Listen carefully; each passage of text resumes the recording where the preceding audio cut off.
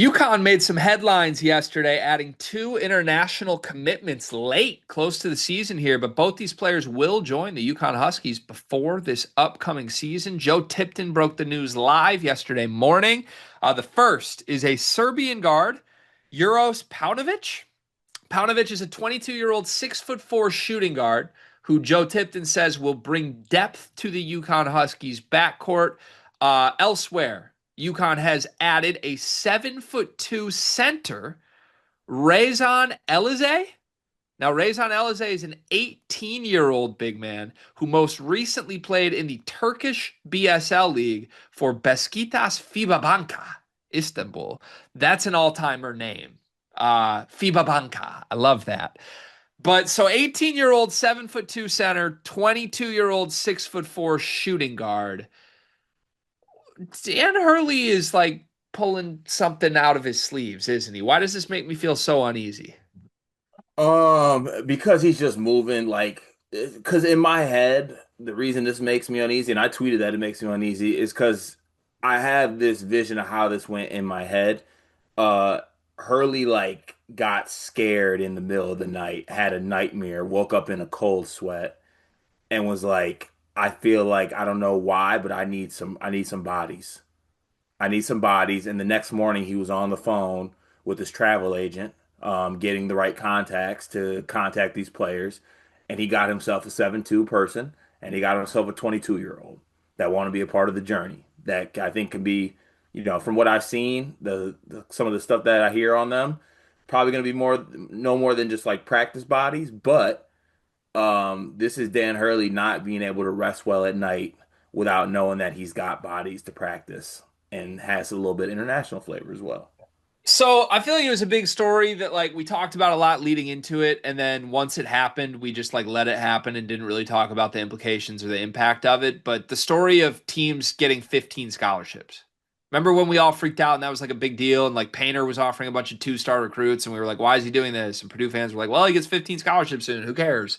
Um, the end result of the 15 scholarships thing has just been that every program in the country takes a couple international guys to stick at the end of their bench.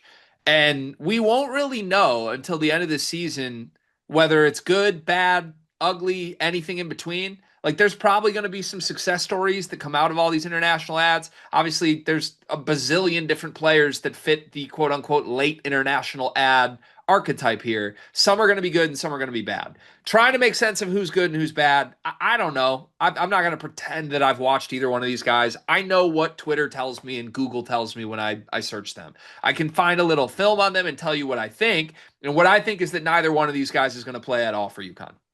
So in the end, like if they don't play, does that matter?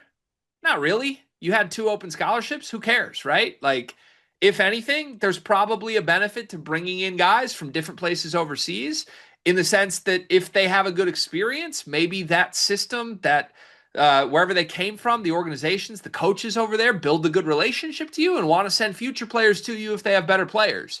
That could happen, right? A pipeline anywhere recruiting is good. I will say this on paper, from what I can find on these guys, I'm a lot more intrigued by the 7'2" center. Number one, because he's younger, 19-year-old kid with that size. Who knows? That's worth a dice roll. I'm not all that interested in a 22-year-old 6'4" shooting guard that just doesn't really have any sort of proven statistical production that excites me about maybe cracking the rotation at UConn. The 7'2" center, Rrezon Elezaj, on paper, I get that ad. It looks like what Michigan's done, what other schools across the country have done recently.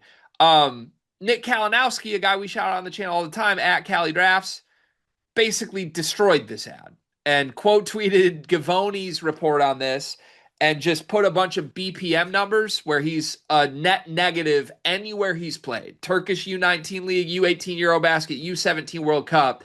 In Kalinowski's own words, quote, if he ever sees the floor, UConn is cooked. And then he immediately added a tweet underneath it that said, stick an itch on the end of this thing's name, and it would get 5 power conference offers immediately. And it's like one of those little tall, I don't know, like shot blocker, fake defender type things.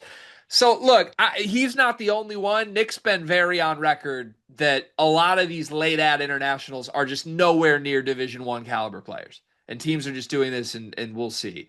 He's not the only one. Brandon Goebel, JUCO advocate, longtime sleepers guest years ago, um, tweeted this morning. There are some teams getting duped by their guys in Europe. There are very good European players still available. Not sure why teams are insistent on taking such bad ones. So safe to say, people that do this for a living are not all that impressed with some of these ads. But do you think that's a little harsh? Does it matter at all? What's your interpretation of all of this? See, so this is where I don't want to get, but I feel like it's gonna get. And I'm probably gonna stand on this to the point where it's nauseating to some people. But I get it. I get like you just want to add people, you just want bodies and things like that. But it doesn't mean you just got to add bad players. Like I don't know. I feel like there's some middle ground or happy medium there that can be met. Um, I also wish that there was this type of outrage when Michigan State added Sismon Zapala, but unfortunately, people tried to convince me that he was good. Uh, but yeah, I don't know. It's just I feel like are we not allowed to talk about these players because they're not gonna play? Because these guys aren't gonna play unless something catastrophic happens. Yeah, in theory, right? It's almost just like, would there be the outrage if we just called them walk-ons? Right? Imagine if we did these type of conversations and tweets for every walk-on in America. Oh, this guy doesn't deserve this. Like, yeah, he's a walk-on, right? Basically, every basketball program in America for years has had people on the team that don't deserve to be there. That's Yeah. how the rosters are built. And now that they're scholarships, that's how this works. So, I think the real issue with it is that it's not being come across as that. It's coming from like Draft Express, and people are like, "Oh, Gavoni's tweeting about him." Like, I feel like yeah. that's where like the real stuff is coming from. When in reality, it's not the case. Well, they're all depth ads. Essentially, just view them as walk-ons, but fun ones. A 7'2", 19-year-old international European walk-on. That's fun. Like Right. it could be Dan Hurley's nephew or something. I don't know. Like this is better. Yeah. Do either of these guys play at all for this? No. Like 0 minutes this season? Yeah. Fast forward a year, are they still with the program? I want to say no. So this is study abroad in stores. Study abroad in stores, possible title, given how good UConn's going to be. And, we vibe out. We see the world. Where would stores be on your list of places you most want to study abroad at? See, it's very low. It's very low, to be honest with you. Low as far as like, I want a vacation in stores.